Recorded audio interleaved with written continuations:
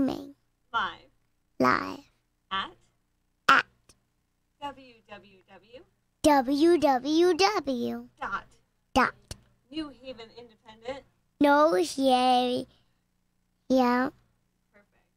Perfect. .org. .org.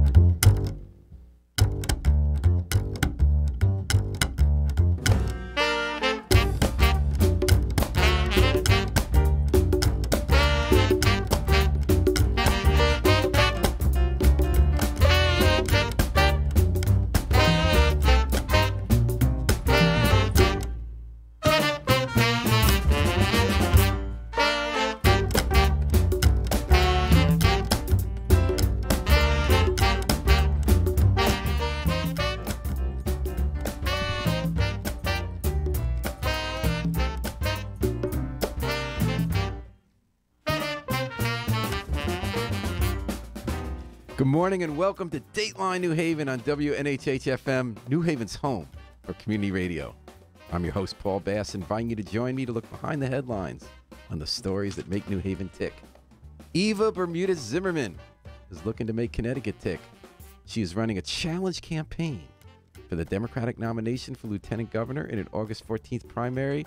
And in New Haven, we have noticed signs of Eva fever, as we're calling it. Welcome to the studio, Eva Bermudez Zimmerman. Thank you for having me. Nice to see you. And I'm going to ask you to get so close to the mic, you're almost touching it. There you go. Okay. That's perfect. So Eva, now do you go by Eva Zimmerman or Eva Bermudez, or how's that go? So Eva Bermudez Zimmerman, the full name. Okay. So now you're 31 years old. Correct. And you're running for lieutenant governor. Yes, I am. And even though the Democratic Party endorsed at its convention Susan Bisowitz for lieutenant governor, the story of the convention was that 40% of the delegates said no to the person they overwhelmingly endorsed as governor and said, we don't want your running mate. And they said, we're going for Eva, which is a very high number for an ascendancy. Joe Ganim did not make the 15 in his governor quest. And that means you're automatically on the ballot for the primary, and it gives you a little bit of a boost energy. And, nowadays it's always better to be the outsider than the insider, right? I'm the outsider that is playing in the field of the insiders, but doing very well. So I have the momentum. I got that 40% because of organizing. I had those conversations with friends, with delegates who have known me for years with my advocacy, and we prevailed. I'm a winner. I came out of there feeling very proud of that moment, proud of what I stand for on working class values. Okay, so Eva, in the last couple of hours, we woke up to two news stories that have happened in other states, but have a lot to do with this campaigning with your candidacy. One of them was the kind of story I believe would make you smile. And the other story, the one say, oh boy, we got a tough fight ahead of us. Let's go one by one. Yes. First was the news out of New York. There was a 20-year-old candidate, also Latina, Alexandria Ocasio-Cortez. I got to admit, this was a little below my radar. She was taking on a powerful incumbent Democratic congressman in a primary. His name was Joe Crowley. He's so prominent that the word was he was going to become the next Speaker of the House to take over from Nancy Pelosi. But now he's not even running as the Democrat because she knocked him off convincingly. So convincingly that with minutes after the polls closed, everyone admitted it was over. She's a Bernie Sanders candidate, Labor supported, correct? Correct. Now, were you a Bernie Sanders supporter? Yes, I was. Okay, so there's this whole argument nationally, will the progressive wing of the party or the left wing of the party, the Bernie Sanders wing, will candidates challenging even incumbents, but party candidates prevail this season? Will this energy of the resistance, they're calling it, change the face of the Democratic Party? What did you take from last night? I think that her platform, and I was following her before her victory last night, as someone who was an up-and-comer in New York politics, being so close to Connecticut, as a refreshing voice. Someone that I can say, here's a face in New York, similar to Connecticut, that is talking about middle-class values, talking about struggle, talking about getting out of poverty. And it was just an exciting morning to hear that last night and to see all the news outlets flocking to her in New York and giving her the respect that she is due because she worked very hard to get there. Anyone who is getting into politics and going against the establishment and having a victory like hers, it's monumental. So I woke up excited, and then I got blown away by the Janice case. But going back to Cortez, she has a lot of similarities with me, and I've already been asked, is it about race? Is it the fact that she won in a primarily minority district and she's Latina? I want to remind people that in her race and in my race, yes, race is great. Let's break that glass ceiling, but let's walk past it and remember that the real issue, the real war, like Martin Luther King said, is the war on poverty. So when you're talking about bringing up a middle class and you're trying to get away from poverty, that's a conversation we're having now. That's what my campaign is about. This is who I identify, and that's why I respect what she's done. And also the other issue is you'd be the first Latina in a statewide elected office in Connecticut, but you would you would also be the first millennial. First millennial, first labor. There's a lot of firsts there. The first, that's been a big discussion also in the National Party. And Bernie Sanders is on the other side of this one. He wants to run for president for his first term when he's 78 next time. So he thinks he'd be a second termer in his late 80s. But there's this whole argument within the party, separate from the ideological discussion direction party, about whether it's time for baby boomers to move aside. Howard Dean talked about that. Who's a baby boomer, said we got to bring the Mayor Petes and the millennials. What's your take on that? My campaign is not about moving baby boomers aside. It's about saying, let's work hand in hand to change what's happening, not only here in Connecticut, but nationally. And the fact that Bernie has reinvigorated voters, gotten them involved for the very first time in their life. You know how many people I've met that are not young and said, I registered to vote because I wanted to vote for Bernie? This is not in the handfuls. But disproportionately, he inspired new millennials to come to the process. He did. But it just shows us. Is it important that you're millennial? It shows us that the message that we bring has nothing to do with our age. You can be a millennial and be proud of it and run for office and get the millennial vote as long as you're focused on a message of unity. And Bernie running for president, or the possibility of running again, that's not about age. That's about having a focus and a concentration of new ideas. So me being millennial, me being brown, that diversity that I bring, it's great. If people align and see themselves in me, then let's do this together. But the real issue, again, is middle class and poverty and how we're going to get Connecticut back on track. So you're saying that even though you would argue it makes sense to have new blood and people who aren't just white on a ticket, the prime reason you want people to vote for you is because you're a $15 minimum wage, that you're calling for universal child care and legalization of marijuana, those kind of issues. That's more important than your race or your age. Yeah. We break the glass ceiling. Let's set an example and build a bench for the future. But the issues that we're talking about and those ideas and how we're going to attack them, that's what matters in this election. And we're talking to Eva Bermudez Zimmerman, who is on the ballot in the August 14th Democratic primary for lieutenant governor. So, Eva, that was the good news you got this morning for your campaign, that someone who has a similar story to yours upset an incumbent. You're not even running against an incumbent, you are running against someone who's won statewide office before. But the shot you got a little bit in the gut was the Supreme Court this morning ruled in the case Janice versus Asme. It really was no surprise. It wasn't a surprise. But, it wasn't. But people embracing for this. But by a 5-4 decision, the conservative majority in the Supreme Court ruled that from now on, if you belong to a state government union, you can say, I'm not going to pay taxes to have that union represent me in collective bargaining. It's already been ruled that you couldn't take those dues for advocacy and do political advocacy. But now they're saying, overturned a previous decision, I believe it was from 1977, if I'm not mistaken, that that you should, if you're getting the benefits of being represented by a union, then you have to pay for it the way everybody else does rather than freeload. This means that unions have been weakened, as you know, for decades. You're defunding unions. And now this is a big, conservative groups have been working for this for decades, the Koch brothers and others, to give the labor movement less power in politics. Your last redoubt has been government unions. And you work with SEIU, which I believe represents a lot of government workers. What's this good? Now, you're running as an unabashed, unapologetic labor candidate. What's that going to mean for you when unions that form the core you support don't have the power? It means that all those people that wake up at 5 in the morning and take care of your kids, people who take care of your elderly, workers that pave your roads, workers that take care of your taxes, your tax roll. These are the people who are affected by this decision. This decision is a way and a plot to defund unions. You know, when we as labor organizers try to advocate for collective bargaining rights, the opportunity to have a middle class reality that is supported with the collective bargaining agreement, with the fact that there's a due system to make sure that we have the money and the support to represent you in your grievance process, to have due process. And this court case is not a surprise, but it is still a blow. So I woke up with good news and then subsequently bad news. We've been preparing for this. I know that my brothers and sisters in different local unions here in the state of Connecticut have been working very hard to make sure that they're having the conversations with union members and preparing them for what this decision means and how you're going to roll out now the next phase of being a union member. So we're labor strong. Unions are here to stay. This is just one more attack from the extreme right wing, and we're dealing with it. That's all you could do. You have those conversations and you circle back and you say, you remind people why it's important to be part of a union and why it's important to be, a strong middle class. And that's what unions provide.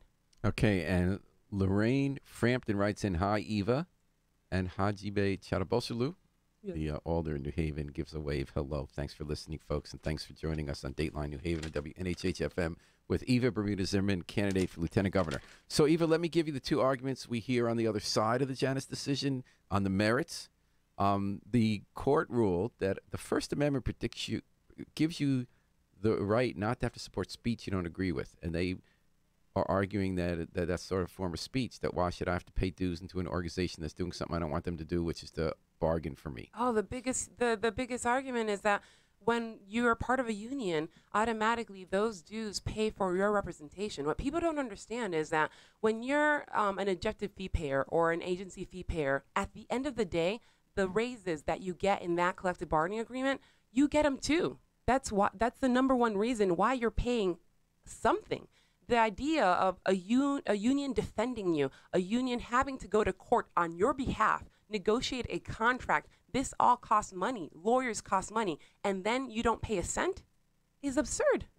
And then, Eva, the other argument they make on a meta argument, the Koch brothers and others, is that labor has too much influence in state government especially, and that as a result, government has made decisions for one group that has cost the taxpayers so much that now we're saddled with too much debt or high spending or pensions we can't pay for. What's your take on that? Look, when you're buying a car and the car is $20, this of course hypothetical. The car's $20, and they once were right, $20, and I want to make it such a low ball here of a comparison, so people don't conflate or confuse my analogy here.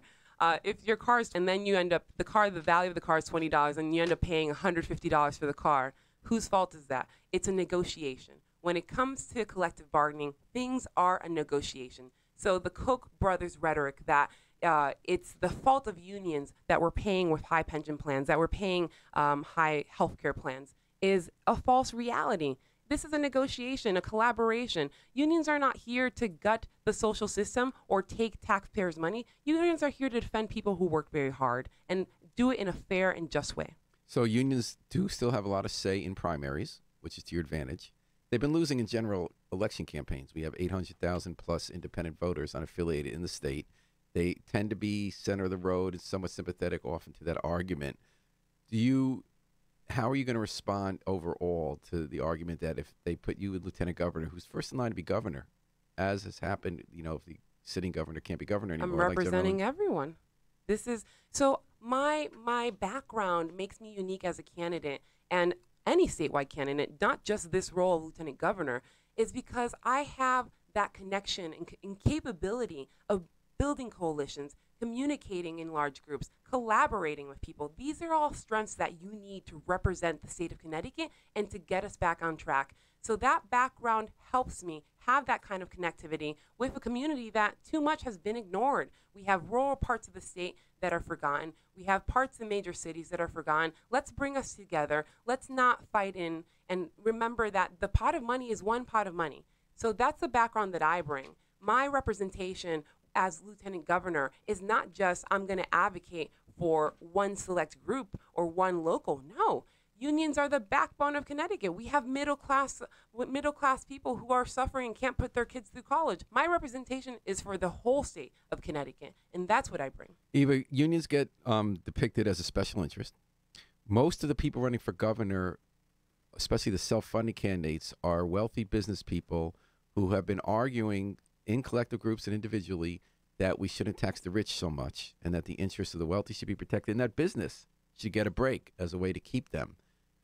Do you see labor as more or less are the same as a special interest as the business group that Oz Griebel, the candidate, worked for in Metro Hartford for all those years? The group of hedge fund people represented by David Stemmerman and Bob Stefanowski and Led Lamont. I don't think you can compare them because you're taking one group, and I dare me say 1%. You're taking one group that's very, very small, not a majority by any means, and then you have another group which is based out of nonprofits, based on community activism, which is the majority of the population, not only in our state, but in our nation. So how can it be a special interest when you're talking about people that every single day do the jobs that you need to survive here in society? That's who we are. We're the middle class. We're the backbone of Connecticut. So how do you feel, Eva, when you notice that the Democrats, the Republicans, and the third party that's in the governor's race all have endorsed, or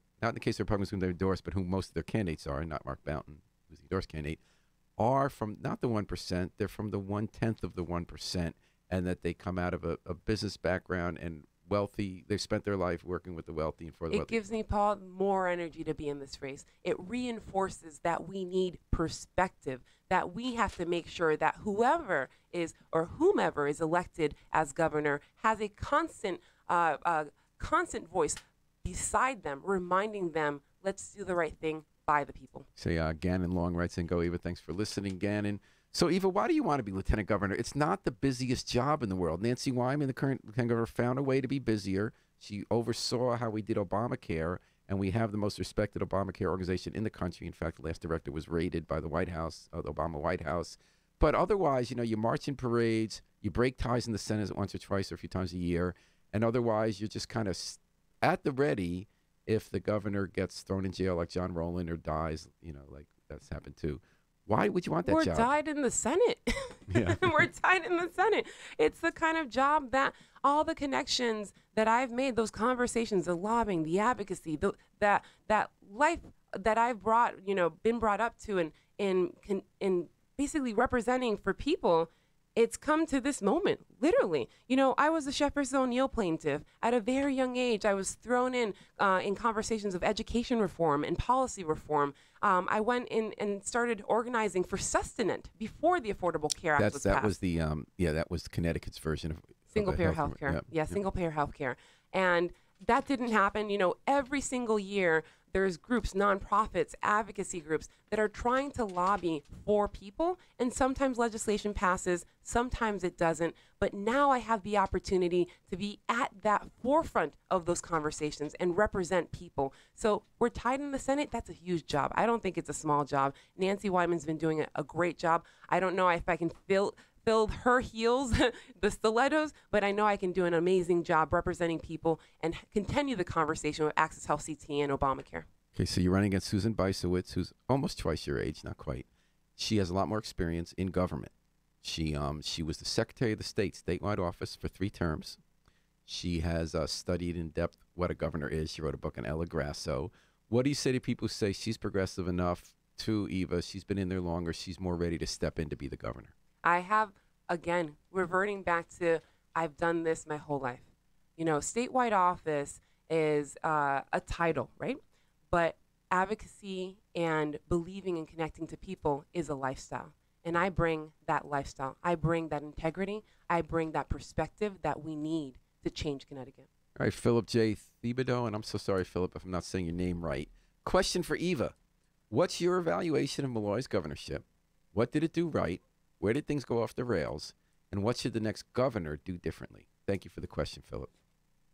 So one of the key points for Malloy's administration is that he had a very strategic and specific plan of how to get us back financially on track. And he's executed that. But those are the right things, that he has a plan, he knew what he wanted to do, going on the things that I would have done differently. More communication with unions, more communications with workers, making sure that concessions aren't bleeding dry the middle class reality here in Connecticut. More conversations with rural areas, and frankly, the educational cost sharing, how we're dividing our funding or allocating our funding. To be asking the legislators for millions and millions of dollars of cuts through education is not somewhere I wanted to go. Because are there tax increases that Malloy did not support, even though he's vilified as the taxer, that you might have supported? For instance, highway tolls, legalize marijuana with tax, increasing the income tax from 6.9% to 7.5% of people earning over $1 million. There are taxations Do you that we support those three? Would you take the top wage earners over $1 million a year on their marginal income and go from 6.99 to 7.5%?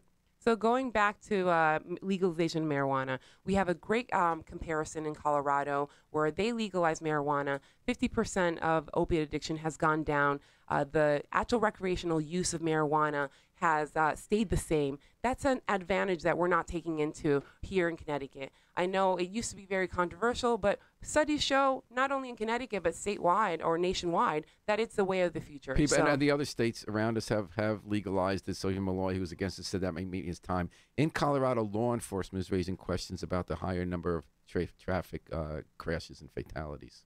Due to marijuana specifically? They can't prove it. They were concerned that might be the reason. Well, I have to see the statistics, so that's not, they haven't proved it. There we go. That's an easy answer. So you'd be supportive taxing marijuana, having it be legal or Let's recreational use? tax marijuana. Let's get it. Why are we behind the times? How about highway tolls, electronic highway tolls? Highway tolls, we have to make sure we have logical conversations here, because I live in Fairfield County. My neighbors are not very happy with the idea of putting tolls in. We have to be very careful how we implement it. How much revenue is it going to get us? In the 1980s, we've had tolls in the past. We transitioned to taking away tolls. I know other states around us have them, but it shouldn't be a regressive taxation. If it's going to be revenue bound, then let's make sure it's revenue bound. That's a conversation with legislators, and make sure that we involve as much as possible our state citizens in this major change. So we got to be careful about tolls. What about the top income tax rate now? State income tax is 6.99%. Some people are saying we can't raise taxes on people anymore. They'll leave the state to wealthy. Others say that if you earn over $1 million a year, that portion over $1 million should be taxed at 7.5%. What's your take on that? I've always been a supporter of progressive taxation. We have to look at creative ways of bringing in revenue, and right now the burden's always on the middle class. So let's support the middle class. Let's make sure that the middle class is not, dishing deeper into their pockets. So is that a yes on the 7.5%? I would say it's a yes on the different ideas that could be 7.5%. But on the concept of raising for people over $1 million. The concept rather than the actual dollar amount or the percent. Gary Winfield, who originally was being talked about for the position you have now, which is running for lieutenant governor, says, tweets, you're all listening to Eva for Connecticut on WNHH right now, loving the answers she is giving. All right, and I'm firing them at you, and I'm really enjoying this. We're talking to Eva Bermudez Zimmerman, insurgent candidate for lieutenant governor, the Democratic nomination. She'll be in a primary August 14th. Don't forget to vote. So, Eva, I want to talk about your background. You mentioned the chef suit. Let's remind everybody what that was. So, in 1989, there was a lawsuit. Correct. So, in 89, when I was a child. You were 2 or 3? I was going to be 3. Okay. So, I'm a summer baby. So, I'm always in that transition, just like the convention. I was 30 when the convention happened. So, you didn't I'm start 31 third grade. now. They had you start second grade that year. Yeah. So, the suit, it was a collaboration of nonprofits, teachers, social workers, advocates in the community that wanted to change the outlook of education and the opportunity of education in major cities in regards to who's getting the books, who's getting the funding, who's allowed to be in the classroom, and basically desegregate our schools. It wasn't fair that the Hartfords, Bridgeports, and New Havens of the world got a different kind of education compared to the Avon, Simsbury's, Newtowns of the world. So that's what the lawsuit was about. And after many, many years of being involved, I found that education reform is still necessary. So this was a landmark suit. It said that under the state constitution, that the way we were funding education in Connecticut was unconstitutional. It was biased, yeah. Because blacks and Latinos were getting inferior education. So the court actually ruled in favor of the plaintiffs eventually. It was a groundbreaking decision and ordered the state to fix it, which we're still doing decades later and working on, to make the schools less racially segregated. Now, what do you remember at 2 years old and 3 years old, Eva? Were you brought to press conferences with the other 17 plaintiffs? I was. Were and you aware at 2 years old that when people are just starting to learn to walk, I'm part of a lawsuit? Did you even know what that meant? Not at 2, but definitely at 5, 6, 7, 10, 15, because this lawsuit didn't go away overnight. This was a long project. And what's your first memory about this lawsuit? my first memory was being at a meeting in Tom and Carol Vinnick's house. So Tom Connolly and Carol Vinnick, other plaintiffs, with Tasha and Chris, and having and overhearing discussions about my education and the impact on me. So of course I remember a group of people advocating for me and being confused. They're like, why are they advocating for me? I'm just going to school. But then when it hit 14 and I was being interviewed, and then 15 again and being interviewed, it clicked. It's a wake-up call. So you were a kid learning how to be involved in political activism in a group. You were a kid learning how to talk to the media about ideas. Correct. With At a very Claire. young age. Many interviews. Did you ever feel like I just want to be a kid and play hopscotch? No, I was a kid. My parents are educators or teachers, so I always had the opportunity to play hopscotch. But behind the hopscotch is always in the back of the head, in your mind, in their minds, in my mind. How am I going to be able to go to school if I don't have books? You know, I went to school in a time where Hartford was in dire necessity, in a time where people were dying in the North End. I went to Quirk Middle and Barnard Brown, and I have friends that I lost. Realities, you know, the kid in Avon does not usually see an 11-year-old classmate impregnated. The kid in Avon doesn't usually see someone be murdered outside their doorstep or if or they're outside of their impregnated, school. you might not find out about it. That's just a reality. I know that we've come a long way, especially here in New Haven, and especially in Hartford and in major inner cities.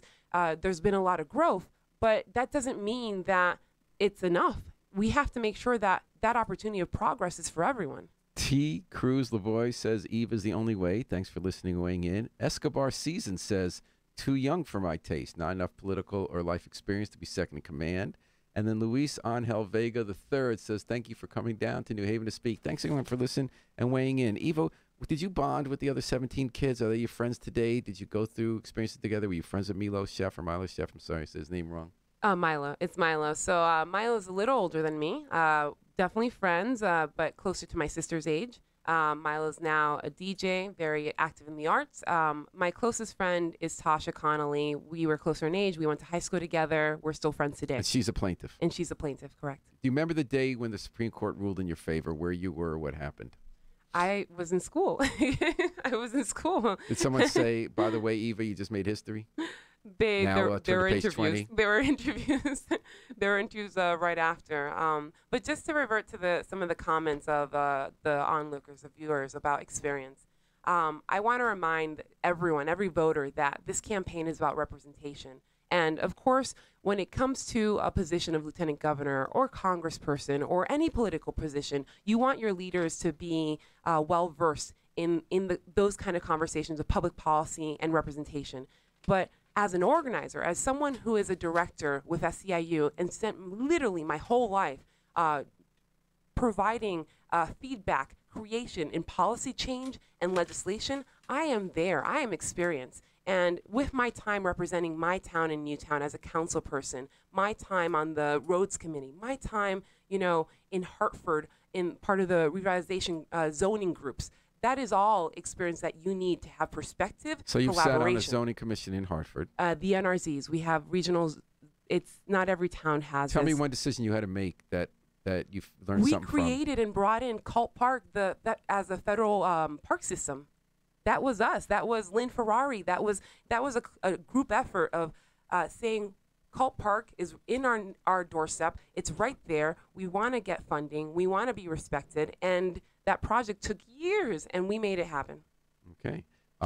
Sharon R. Encarnacchio Bonante, and again, I'm sorry if I mispronounce your name, she writes in on Facebook, she may be young, but she certainly knows what she is. Talking about, love her, go Eva, please come to Norwalk. I'm not sure why she keeps talking about her age. It seems a bit out of line. Some people argue that the age is a plus.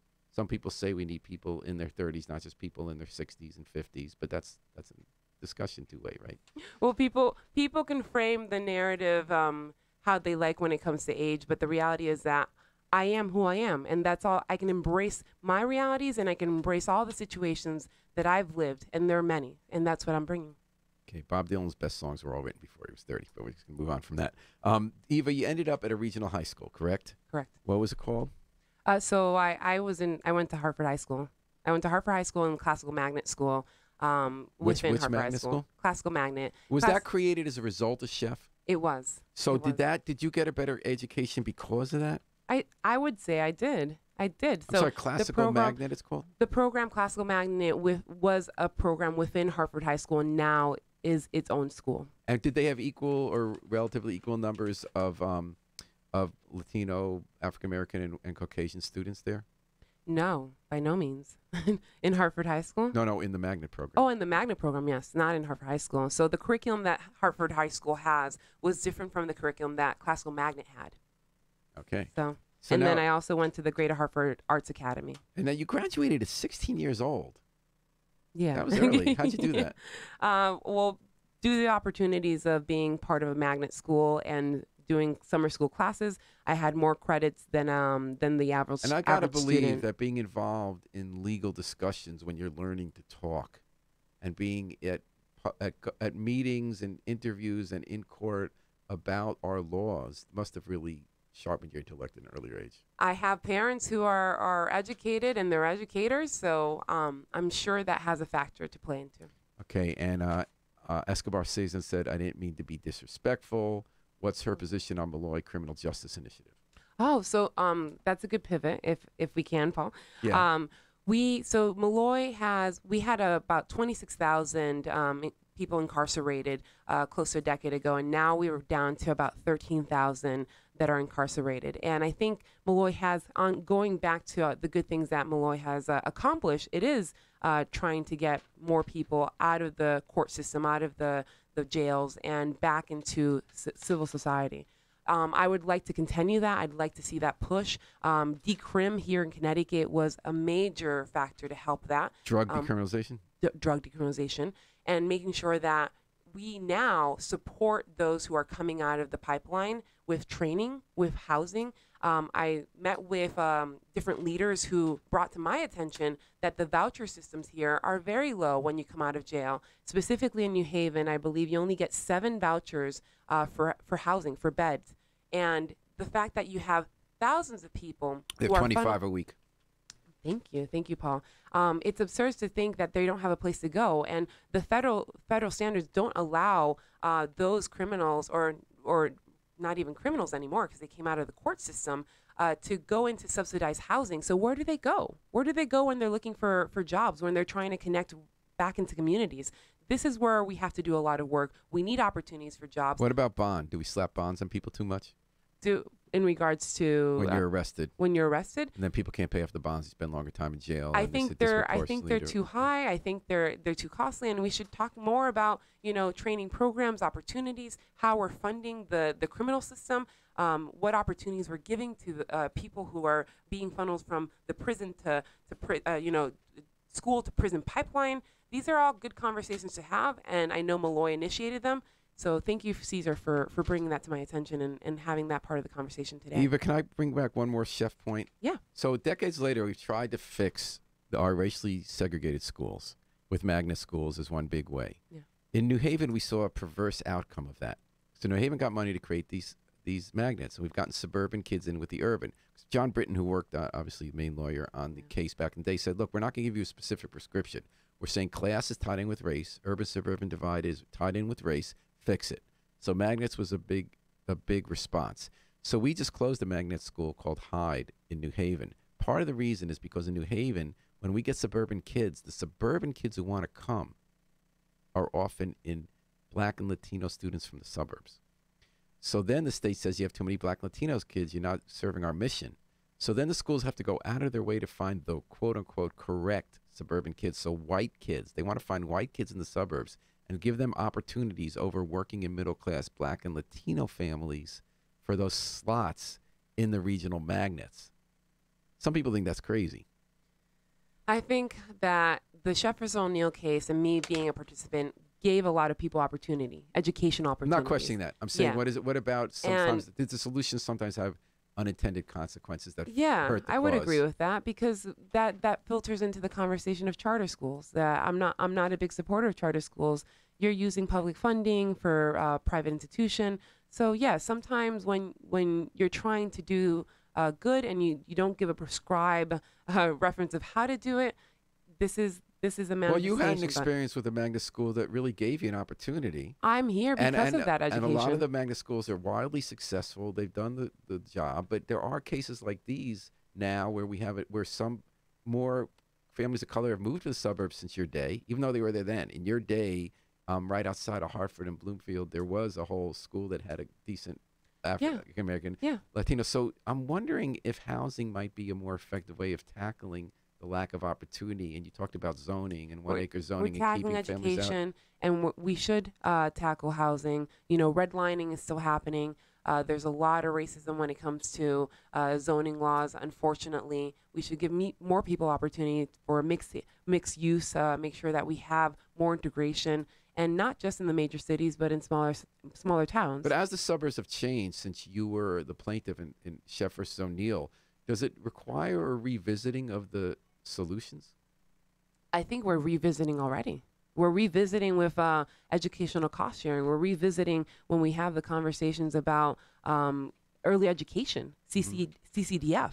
These are things that I'm in discussion now with my job as a child care director for SEIU. Let's talk about that. We're talking to Eva Bermudez Zimmerman, who is running for lieutenant governor in a Democratic primary. You're listening to WNHH 103.5 FM, live stream, newhavenbend.org. Your day job has been the state for SEIU, Service Employees International Union. You're director of organizing child care workers. So you have a lot of experience organizing people. Yes. Which some people argue is the most important way to get laws passed. And B, you focused on this issue of child care as well as early education. How does that translate into actions you would take as lieutenant governor and bills you would support? Policies. So remind anyone that's listening that as part of being an organizer, of course, you're getting people together for one issue, and you're doing public policy, you're doing advocacy, but we're also negotiating contracts. So I had the ability to be part of the very first contract for child care providers, and now I'm on leave, but prior to me being on leave, we were also negotiating a contract for child care providers with the state of Connecticut. So it gives you a different kind of perspective. So you've been at the union end of the table. I've been on the union end. I've also been, as council person, I've been on the public sector end. I've been on the private sector end. I've been on the state end. So the city end. So different perspectives here. But going back to childcare, the reality is that we have the statistics, we have the research supporting that if we start early education, we'll have less people that are going to be incarcerated. We're going to have people that are going to be valuable assets to society and that are going to go to college. But we have to start young. And for whatever reason, we're not paying attention, not enough. The fact that Care for Kids, the public subsidy here in the state of Connecticut for universal child care for a select few who qualify, was shut down for a year, was frozen for a year, is disheartening. So we have to move forward and make sure that we're giving the support that's necessary and talking about universal pre-K, talking about opportunities to start young so we have educated individuals that can succeed. Let's give them the tools to succeed. You were the General Assembly did name you the Latina Citizen of the Year for helping 7,000 Connecticut people get health insurance through our Obamacare program. What year was that? That was 2015. Okay, 2015. Escobar is back with a question. What's her position on the state employees CBAC agreement with the state? CBAC is the Coalition of State Government Unions. So the state gets to negotiate with all the unions at once, which is one thing New Haven could benefit from on all sides. Some people say that those unions gave back a lot. First, in Malloy's first year, an estimated $1 billion in concessions, even though it might have been more like 600 million. Or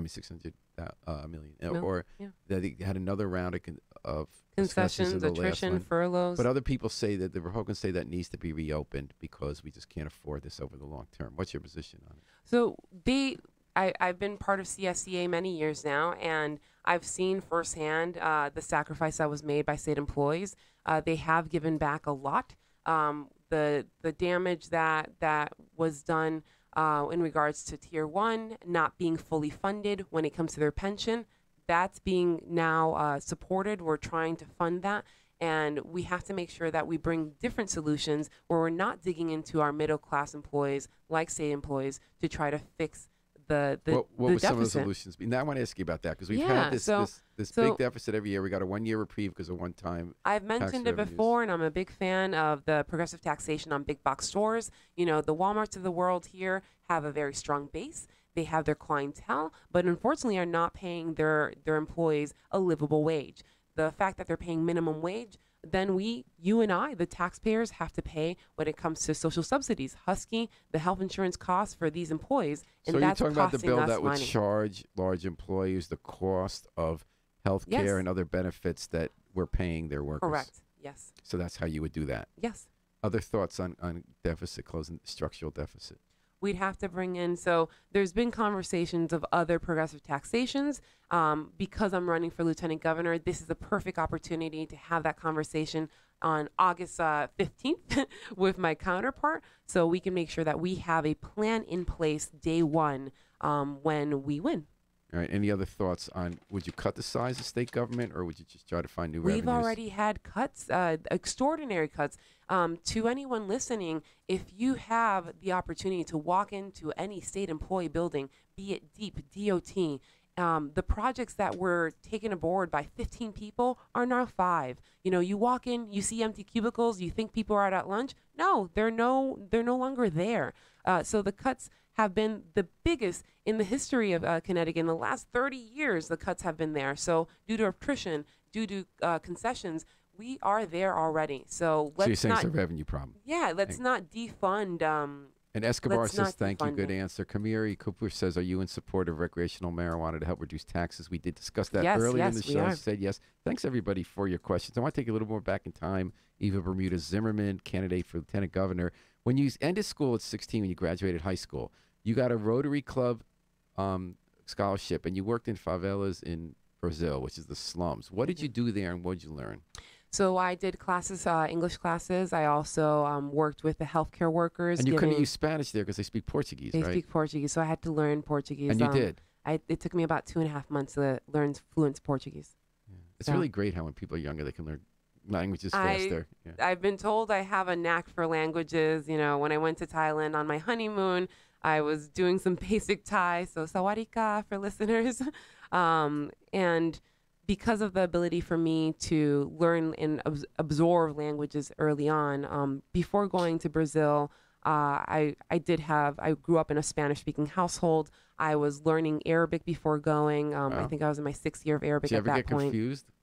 With languages? Like, did you ever talk like Yes. Arabic instead of Portuguese instead of? Well, I think the most Spanish. the more confusing thing is when you're part of a Rotary Exchange, there are students from all over the world, and I had friends that were from Australia, friends who were from Germany, from Belgium. So when we were all trying to learn Portuguese and live in Brazil, and work on these social change projects, we were trying to communicate, and not everyone knew English fluently. So we tried by any means, by any language resources we had, to try to figure out how we're going to teach a curriculum, how we're going to help Brazilian students.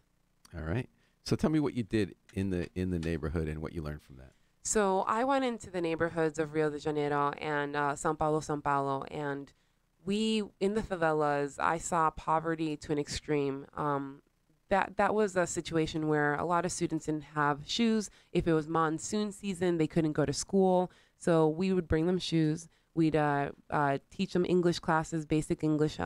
We'd also bring them medical needs, things like prescriptions and different resources that they might need within their community center. So this is part of our social project. Part of Rotary, you have to bring back the knowledge that you gained as a youth ambassador representing the United States. And then we have to present our findings to Rotary clubs. And that's what I did. I was there, I was studying and learning Portuguese, but also giving back to the Brazilian community, learning the language, showing Brazil what American ideas are and the possibility of having, in a way, representation. I know Rotary is a non-political entity, but it does provide a foundation for leadership and for social change. You've been endorsed by the AFL-CIO. You've been endorsed for lieutenant governor in the primary from just about every politician in New Haven, even though most of those politicians have endorsed Ned Lamont for governor, who picked someone else for lieutenant governor. Are you participating in the public financing system? Of course I am. Of course. So what's the status of that? The filing is this Saturday. By Saturday, we should be good. How much do you need to raise? Between now and Saturday, we have just a few thousand left to do, which is a grand accomplishment considering that we did it in a month and a half. So we're excited. The support of New Haven. What is the amount that you're supposed to raise? You have to raise $75,000 in small donations. Max of 100 per person, correct? And you said you're close to that. Yes, we are. And then how much do you get? Then we get over 310,000. Yep. And then has your opponent qualified? Do you know? I have no idea. Okay. Well, we're speaking about you today. Now, whom do you like for governor in the Democratic Party? Do you have a candidate? I think we have wonderful. I think we have wonderful candidates. I was a big supporter of Harris and Lembo before they got out of the race. But I want to Jonathan Harris and Kevin Lembo. Correct. I want to reinforce that I'd be happy to work with the candidate that prevails, and I think I could be a great balance to their ticket. And how do people find out more about your campaign? Please visit eva4ct.com. That's EVAFORCT.com. All right. Well, Eva Zimmerman, I really want to thank you for taking your time out from a very busy campaign to come on Dateline New Haven on WNHH-FM. It's been a real pleasure getting to know you a little bit, hearing your life story, and hearing what you would like to do if you were elected our next lieutenant governor. Thank you for having me. And thanks, everybody, for joining us. Thanks for all the questions and comments. And I didn't read out loud. There was a really great discussion between two people about how to keep it civil when they had different views. And I thought they came to a good meeting of the minds on that one. We're going to take it out with the Afro-Semitic Experience performing I Wish I Knew How It Would Feel to Be Free from the group CD, A Plea for Peace. Now, we know what it's like to be free. We just got to remember to book our flight. Fly free with us all day and all night long here at WNHH, New Haven's home for community radio.